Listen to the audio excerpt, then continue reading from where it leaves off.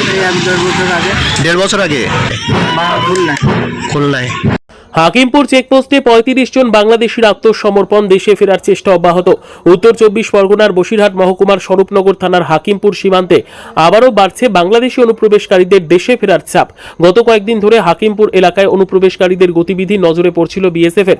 সেই ধারাবাহিকতায় আজ সকাল থেকে একেবারে বদলে গেল পরিস্থিতি, রীতিমতো উলট পালট। গতকাল যেখানে ১২ জন বাংলাদেশি অনুপ্রবেশকারী দেশে ফেরার জন্য সীমান্তে এসে আত্মসমর্পণ করেছিলেন, আজ সেই সংখ্যা বেড়ে দাঁড়ালো ৩৫-এ। হাকিমপুর চেকপোস্টে এদিন সকাল থেকে এই অনুপ্রবেশকারীরা বাংলাদেশে ফেরত পাঠানোর আশায় বিএসএফ এর সামনে ভিড় জমাতে শুরু করেন।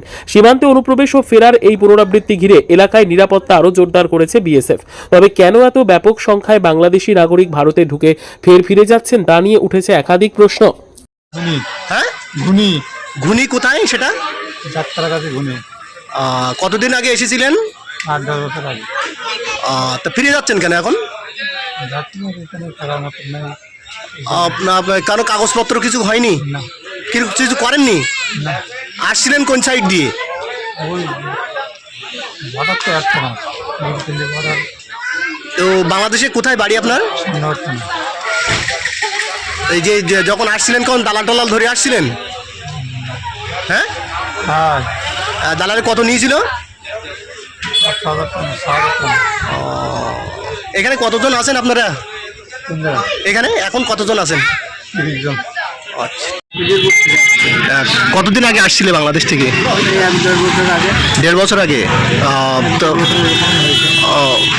কি আসার সময় কোন বর্ডার দিয়ে আসছিলেন?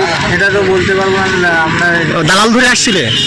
এটা আমার বাপ মা সাথে করে নিয়েছিল, তারাও এইভাবে চলে গেছে। আচ্ছা আচ্ছা এই আচ্ছা। আমরা যেতে পেরেছিলাম না, পয়সা কম ছিল, এর জন্য এখন কিছু পয়সা হয়েছে, এখন আমরা যাচ্ছি।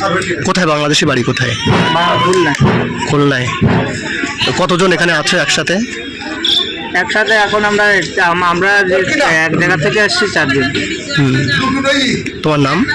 আমার নাম রমজান মোল্লা। ঠিক আছে।